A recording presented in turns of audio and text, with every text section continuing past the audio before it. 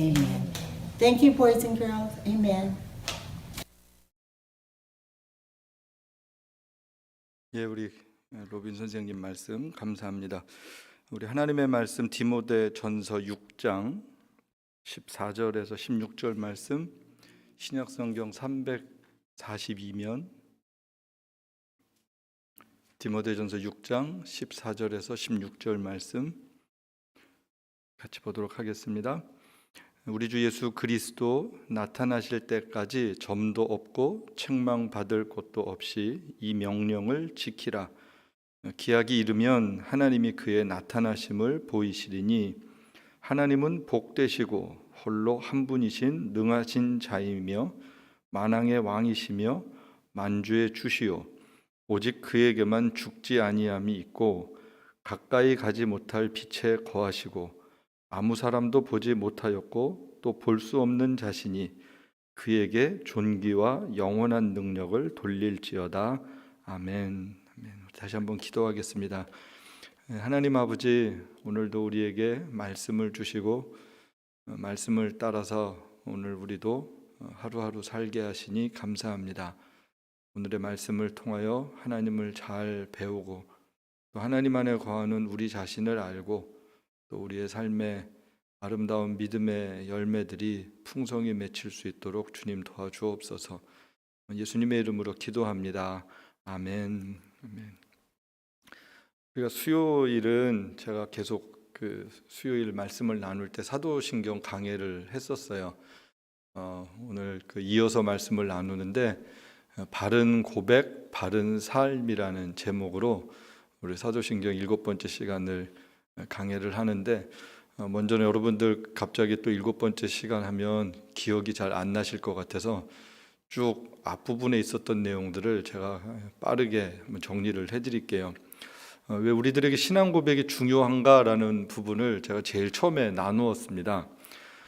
로마서 10장 9절 10절은 분명히 말씀하죠. 내가 입으로 예수님을 시인하는 것, 그거 굉장히 중요한 거였어요. 또 하나님께서 예수 그리스도를 죽은 자 가운데서 살리신 것을 믿으면 그러면 구원을 받는다라고 분명하게 말씀을 하시고요. 그렇죠. 예수 그리스도를 죽은 자 가운데서 살리신 하나님, 그 예수를 왜 보내셨는지, 왜 죽으셔야 했는지, 왜 그분을 믿어야 사는지 그걸 알아야 되는 게 굉장히 중요한 것이죠. 마음에 믿고 입으로 시인하면 구원을 얻는다라는 기독교 구원에 있어서 굉장히 핵심적인 것, 우리의 신앙 고백에 대한 부분들.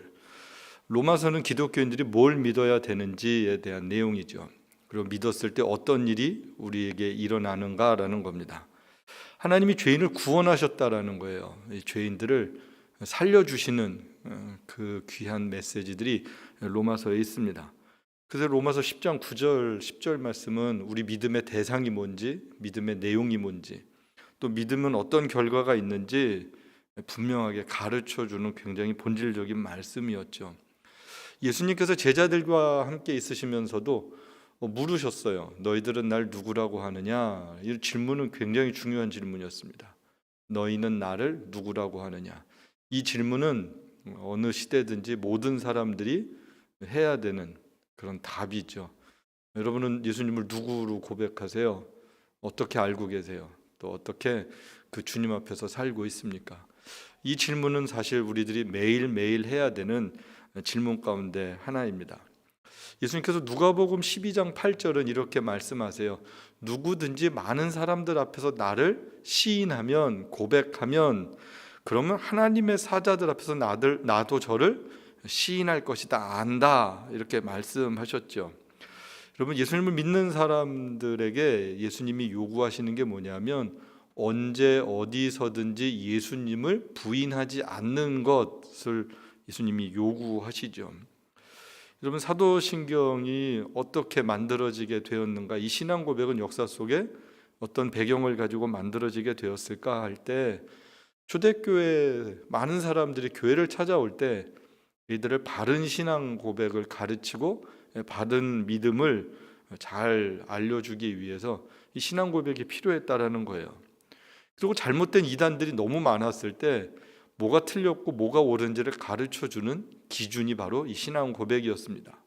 또한 우리의 자녀들 어려서부터 하나님을 가르쳐줘야 되는데 이 하나님을 잘 알려주기 위해서는 부모님들의 신앙 고백이 분명해야 됐고 그 신앙 고백을 자녀들에게 또한 가르쳐주는 것이 아주 중요했다라는 것이죠. 이 신앙 고백은 그래서 고백만 하는 것이 아니라 고백하게 될 때 우리에게 주는 굉장한 유익들이 있습니다. 제일 첫 번째는 우리의 정체성이죠. 내가 이런 신앙 고백을 하는 사람이구나. 내가 하나님을 이렇게 고백하는구나. 내가 예수님을 이렇게 믿는구나. 나 스스로 나는 무엇을 믿는다.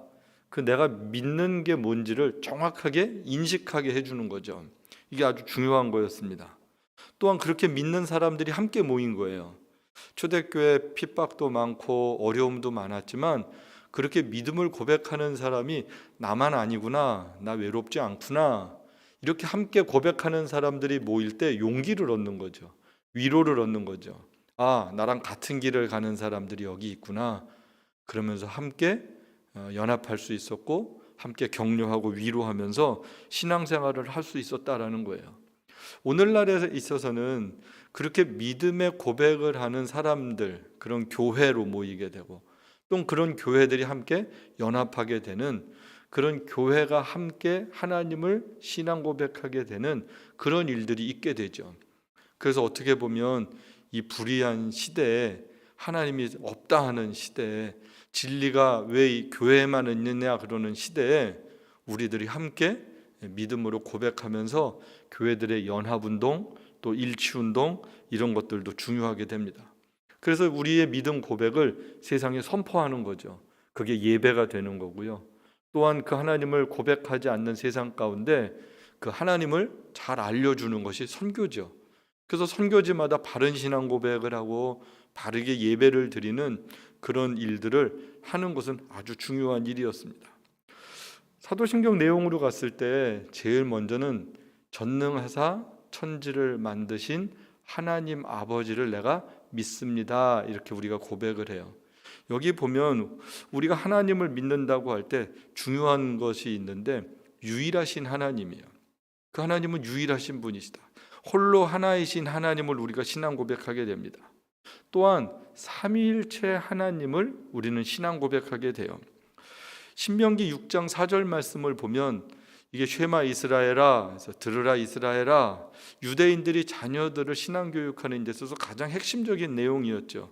그러면서 우리 하나님 여호와는 오직 유일한 여호와시니 이렇게 가르쳐 줍니다. 시작이 뭐냐면 오직 유일하신 분, 홀로 한 분이신 하나님, 이것이 하나님에 대한 신앙 교육의 가장 중요한 부분이었습니다.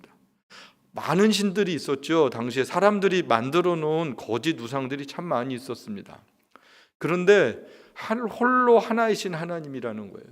애굽에서 많은 신들이 있었고요. 가나안에 가도 많은 신들이 있었어요. 근데 애굽에서 구원하셔서 광야에 있을 때 하나님께서 말씀을 주시면서 홀로 하나이신 하나님, 오직 하나님만이 참 하나님이시다라는 것을 가르쳐 줬습니다. 그것이 이스라엘 백성들에게 있어서는 아주 핵심적인 신앙 고백이었습니다. 오늘 아까 읽은 본문 디모데전서 6장 14절, 15절, 16절에 있는 말씀을 봐도, 여기를 봐도 하나님은 복되시고 유일하신 주권자시며 라는 위대한 신앙 고백이 있어요. 하나님은 유일하신 분이시다. 하나님은 복되신 분이시다. 하나님은 주권자시다. 하나님은 만왕의 왕이시다라고 분명하게 신약 성도들에게도 이 신앙 고백을 가르쳐주고 있다는 겁니다. 즉 구약 성경과 신약 성경 동일하게 가르쳐주는 중요한 개념이 뭐예요? 하나님은 홀로 하나이신 하나님이시다라는 거예요. 그러면서 우리들이 잘 이해하기 어려운 것이 뭐냐면 삼위일체예요. 하나님이 어떻게 한 분이신데 또 세 분으로 존재하시는가라는 부분이죠. 이 부분은 우리들의 이성적으로 이해하기 어려운 부분입니다. 그런데 이 믿음은 우리가 이해가 돼서 믿는 것이 아니라 성경에 기록되어 있는 말씀을 우리가 믿는 것이죠. 성경은 분명하게 삼위일체 하나님을 가르쳐주고 있어요. 예수님이 세례를 받으실 때 예수님 인간의 몸으로 이 땅에 오셨고요. 하늘에서 하나님의 음성이 있고요. 또 성령이 비둘기의 형상으로 그곳에 함께 하십니다. 이렇게 나타나신 하나님 세 분이 함께 나타나셔서 우리를 구원하시는 그 구원 사역을 이루시는데, 에베소서에서는 이 삼위일체 하나님의 구원을 분명하게 가르쳐주고 있죠. 태초에 하나님, 그 하나님께서 우리를 구원하기로 작정하셨다라고 합니다. 하나님께서 우리를 예정하셨어요. 구원의 대상들을 결정하셨어요. 그리고 하나님의 뜻을 따라서 한 사람 한 사람을 택하셨다라는 놀라운 은혜의 메시지를 에베소서는 가르쳐주고 있습니다. 그러면서 에베소서 1장 7절에서는 성자 예수님께서는 피를 흘리심으로, 십자가에서 우리를 용서하심으로, 우리를 위하여 죽으심으로 우리를 구원하셨다라고 말씀하고 있고요. 성령 하나님께서는 그 예수 그리스도를 믿는 믿음으로 인도해 주시는 거예요. 그래서 예수님을 믿게 하시고요. 또 믿은 이후에 우리에게 인을 쳐주셔서 주님 나라 가는 그날까지 동행하시고 붙잡아 주신다는 거죠. 즉 삼위일체 하나님이 우리를 구원하시는데 성부 하나님은 계획하셨고요. 성자 예수님은 십자가로 친히 우리의 길이 되어 주셨고요. 성령 하나님은 우리를 예수 그리스도 앞으로 인도해 주시는, 그래서 누구든지 성령으로 아니하고는 예수를 주라고 고백할 수 없고요. 예수님이 아니고서는 거룩하신 하나님께 나아갈 수 없는 놀라운 은혜를 우리가 입게 된 것은 이 삼위일체 하나님의 구원의 역사 때문에 우리가 그런 구원의 은혜를 입었다라는 거예요. 그래서 삼위일체 하나님에 대한 바른 신앙 고백은 삼위일체 하나님이 능력과 영광이 본질이 동등하세요. 그리고 그 하나님은 영원부터 영원까지 이 세상의 왕으로 예배를 받으실 분이시고, 그 삼위일체 하나님이 우리를 구원하셨다라고 고백하는 것이 우리들에게 있어서 중요한 신앙 고백 가운데 하나입니다. 그러면서 이 전능하신 하나님, 이 하나님을 우리가 믿는다고 할 때 그냥 하나님 존재하는 거 믿어요 이뿐만 아니라 하나님의 창조를 믿는 거죠. 오늘 우리 로빈 선생님이 말씀하신 하나님께서 6일 동안 창조하시고 하나님의 창조를 믿는 거예요. 창세기 1장부터 2장까지를 믿는 거예요. 성경을 믿는다 그럴 때 어느 부분만, 내가 좋아하는 부분만 빼어서 믿는 것이 아니라 처음부터 마지막까지 믿는 거예요. 창세기 1장 1절부터 시작해서 태초에 하나님이 천지를 창조하셨다부터 시작을 해서 아멘 주 예수여 어서 오시옵소서, 이 마지막까지 있는 모든 내용을 믿는 게 성경을 믿는 거고, 이 성경을 주신 하나님을 믿는 것이죠. 이 하나님이 창조하시는 거예요. 그런데 창조만 하신 것이 아니라 히브리서 1장 3절 말씀을 보면 그의 능력의 말씀으로 만물을 붙드신다라는 거예요. 하나님께서 이 세상을 창조하셨을 뿐만 아니라 그분의 능력으로 이 세상을 친히 다스리신다라는 거예요. 보존하신다라는 거예요. 그래서 이 모든 세상이 하나님 것임을 모든 인류가 자연을 통해서도 알게 되는 거죠. 그렇죠. 이 지구가 어떤 힘으로 돌고 있는지, 어떻게 사계절이 있는지 우리는 이 모든 원리들을 잘 알지 못해요. 이 우주에 얼마나 많은 별들이 있는지 잘 알지 못해요. 그런데 존재하고 있는 것은 알 수 있습니다. 그것이 다 왜 있는 거예요? 하나님이 창조하셨기 때문에 있다라는 거죠. 그리고 하나님께서 지금까지 그것을 다스리고 계세요. 특별히 하나님이 협력해서 선을 이루신다라는 거예요. 그래서 이 하나님의 창조를 믿고 하나님의 보존하심을 믿을 때 그렇게 하나님을 믿는 사람들에겐 어떤 유익이 있을까? 하나님의 섭리를 믿는다라는 얘기는, 하나님의 다스리심을 믿는다라는 얘기는 이 세상의 모든 일들이 우연히 되어지는 일이 아니라 하나님의 계획 가운데, 하나님의 시간 가운데 이루어지고 있다라는 거죠. 그래서 저와 여러분 또한 이 하나님의 시간 가운데 살고 있다라는 거예요. 어떻게 살다 보니까 여기까지 왔네? 그렇지 않고요. 어떻게 하다 보니까 이민을 왔네? 아니요, 그런 게 아니고요. 어떻게 하다 보니까 에덴교회를 다니게 됐네? 그렇지 않고요. 하나님의 인도하심 가운데 여기까지 와서 우리가 오늘 믿음의 삶을 살게 됐다라는 거예요. 여러분, 그 하나님의 섭리를 믿으면 하나님 앞에서 살 수 있게 됩니다. 그러면 지금까지 인도하신 하나님은 앞으로도 내 삶을 인도하실 거라는 그 믿음 때문에 우리가 평안할 수 있게 된다라는 거죠. 그래서 그 평안함이 모든 것이 이 세상을 살아갈 때 감사한 것만 있지 않잖아요. 힘든 일도 있잖아요. 고난도 있잖아요. 지금처럼 이렇게 어려울 때도 있잖아요. 그런데 그 시간에 인내할 수 있는 거예요. 여러분, 초대교회 성도들 한번 생각해 보세요. 저도 요즘엔 1세기 그리스도인들, 또 이 로마에서 313년 참 공인되기까지 교회들, 전 요즘에 그 1세기에 대한 교회들에 대한 관심이 많아졌습니다. 그들이 어떻게 믿음을 지키고 살았을까? 어떻게 인내하면서 살았을까?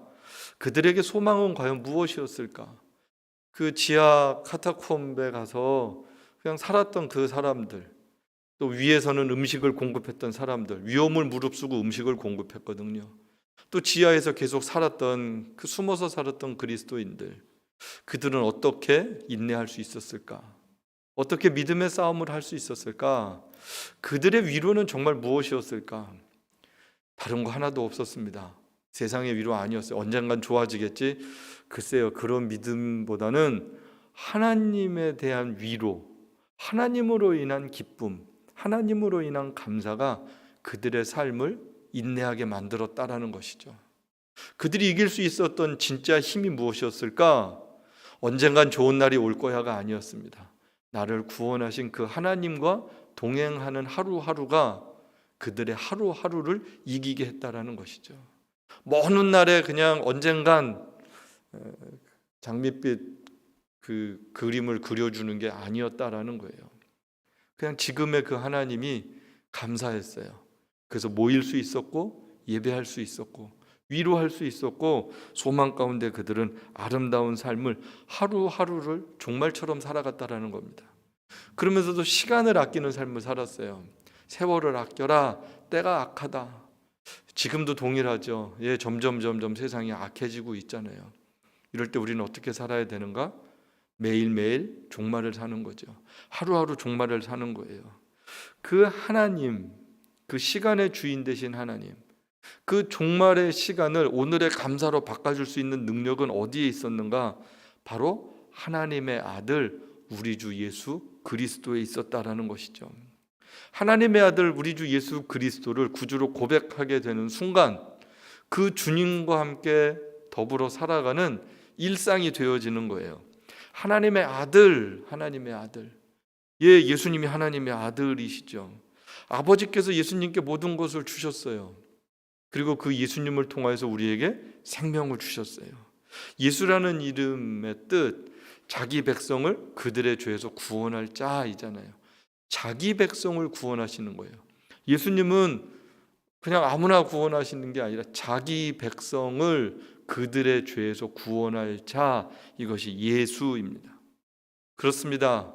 그래서 예수님 이름 외에는 다른 이름의 구원이 없어요. 사도행전 4장은 분명히 말씀하고 있죠. 천하 어디에도 예수 이름 외에 다른 이름을 구원으로 주시지 않았다라는 거예요. 요한복음 1장 11절 12절은 분명히 말씀해요. 자기 땅에 왔다라는 거예요. 자기 땅에 왔다. 그런데 안타깝게도 이스라엘 백성들이 그 예수님을 하나님의 아들로 믿지 못했어요. 자기 땅에 왔는데 그 예수님을 믿지 않고 영접지 아니하였어요. 그래서 예수님께서 성경 말씀에 영접하는 자, 곧 그 이름을 믿는 자들에게는 하나님의 자녀가 되는 권세를 주셨다라는 거죠.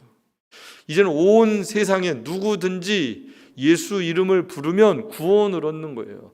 그 이름에 소망이 있는 거고요. 그 이름에 생명이 있는 거고요. 그 이름에 위로가 있고요. 그 이름에만 영원함이 있다라는 것이죠. 누구든지 그 예수를 영접하는 자에게만 생명의 역사가 있다라는 거예요. 그 그리스도 예수, 이분은 우리의 왕이시고요. 그분 우리의 영원한 제사장이 되시고요. 그분은 우리의 모든 죄를 담당하시는 그런 속죄 제물이 되셨다라는 거죠. 그 그리스도를 통하여서 우리는 아름다운 믿음을 하나님께 고백할 수 있는 그런 자녀의 신분을 갖게 됐습니다. 그분이 이 땅에 오실 때 어떻게 오셨어요? 인간의 몸으로 오셨습니다. 성경은 말씀해요. 동정녀 마리아에게 나셨다라는 거예요. 사람의 몸으로 오셨어요. 그리고 마리아에게 나셨지만, 사람의 몸으로 오셨지만 성경은 죄가 없으시다라는 거예요. 그리고 오셔서 죽으셨어요. 그리고 그분은 3일 만에 부활하셨어요. 그리고 하늘에 오르셨어요. 왜 하늘에 오르신 거예요? 그분은 하나님이시니까.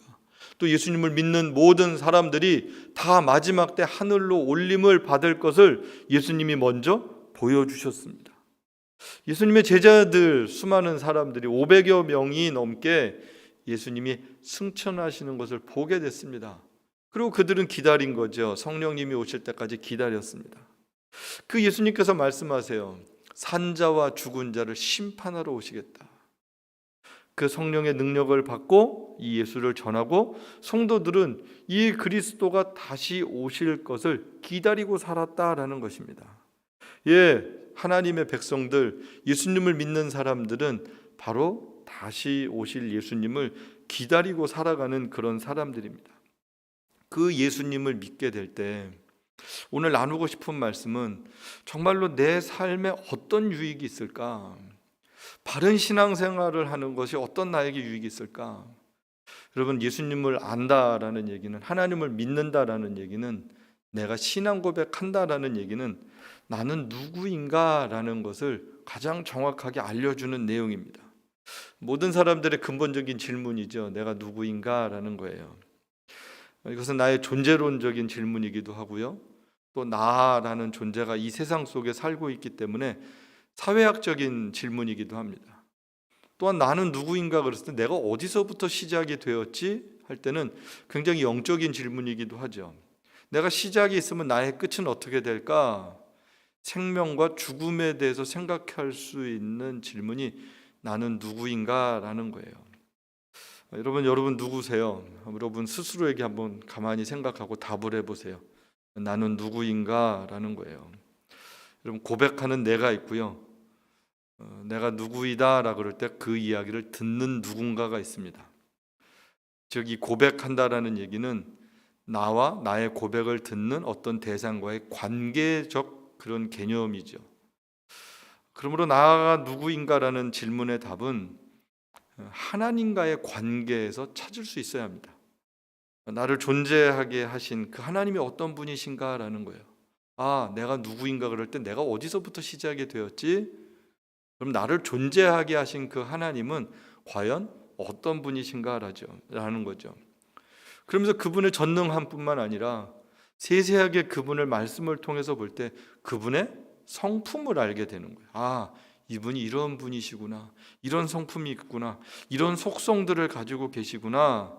그러면서 그분의 성품에 맞게 나를 어떻게 지으셨는지를 그 다음엔 알게 됩니다.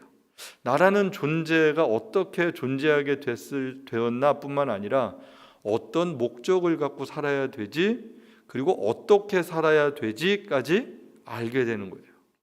즉, 내가 누구인가라는 질문을 잘 하게 되면 하나님을 알게 되고 그 하나님과의 관계를 알게 되고 그 하나님과의 관계를 통하여서 어떻게 살아야지까지 답을 찾게 된다는 거예요. 그러니까 이 질문은 굉장히 중요한 질문이죠. 하나님을 어떤 분인지 알았을 때, 예수 그리스도가 어떤 분인지 알았을 때 그것을 정말 잘 발견한 사람들은 그 다음에 인생에 굉장한 변화들이 왔습니다. 주님을 인격적으로 만났던 많은 사람들의 삶을 우린 성경을 통해서 보게 되죠. 제가 개인적으로 아주 좋아하는 분들이 안디옥 교회 교인들이잖아요. 그리스도인들, 세상 사람들이 저들은 그리스도인이야라고 불렀던 사람들. 안디옥의 그리스도인들은 그들의 희생, 손해 이런 걸 다 감수하고 살았습니다. 핍박 속에서도 폭력으로 맞서지 않았던 거잖아요. 비도덕적인 사회에서 비도덕함으로 맞서지 않았다라는 거예요. 도덕적이었고 평화를 사랑했고 겸손했고 희생적이었습니다. 그렇게 살았을 때 세상은 그들을 그리스도인이구나, 우리와는 다른 사람들이구나라고 칭찬하고 인정했다라는 것이죠. 비난의 대상이 아니라 도전의 대상이 되었습니다. 하나님의 백성들은 이 세상 속에서 도전의 대상이 되어야 하는 것이지 이게 비난의 대상이 되거나 손가락질을 받는 존재들이 되어서는 안 된다라는 거예요. 오늘 제가 그래서 제목을 바른 신앙 고백은 바른 삶으로 인도한다라는 거예요. 하나님을 바로 알면 바른 삶을 살고자 노력하게 됩니다. 바로 알았다고 해서 금방 우리가 완전한 사람이 되고 흠없는 사람이 되고 그렇게 되는 게 아니라 내가 이러면 안 되지라고 깨닫는 거예요. 그리고 늘 돌이켜보고 반성하는 거예요. 회개를 할 줄 아는 거죠. 그리고 남 탓하지 않는 거예요. 내가 잘못됐구나라고 아는 거예요. 늘 다른 사람을 지적하고 산다면 그것은 아직 하나님이 어떤 분인지 잘 몰라서 그렇습니다. 내가 누군지도 모르는 거고요. 내가 누군지를 알고 하나님이 누군지를 알면 남 탓하고 세상 탓하고 살 그런 마음을 하나님이 주시지 않아요. 나를 자꾸 보게 되는 거예요. 나의 부족을 보게 되고 내가 어떻게 하나님의 영광을 위해서 살아야 되나, 내가 행여나 하나님의 영광을 가리지는 않았나, 내가 하나님 앞에 잘못된 것들은 없나, 이거를 늘 보고 자기를 반성하면서 살지, 세상에 무리를 일으킨다든지 세상 사람들을 힘들게 한다든지 그러지 않는다라는 거예요.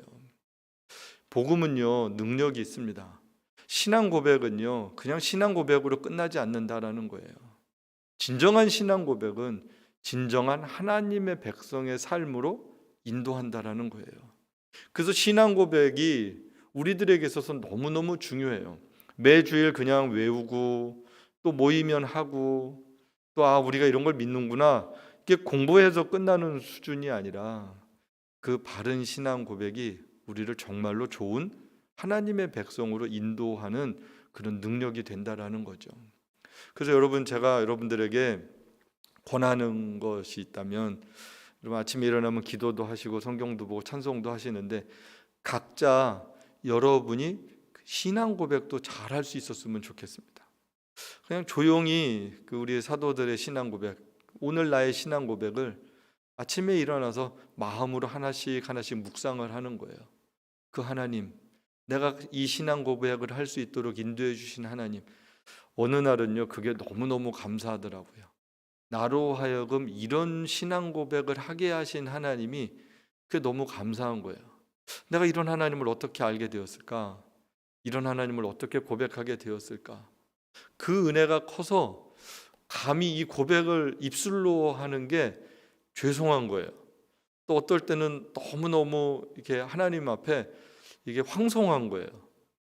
하나님, 이게 입술의 고백이 아닌 삶으로 고백을 해야 되는데 하나님, 삶으로 다 고백을 온전히 하지 못해서 그냥 이렇게 입술로 고백할 때가 있습니다.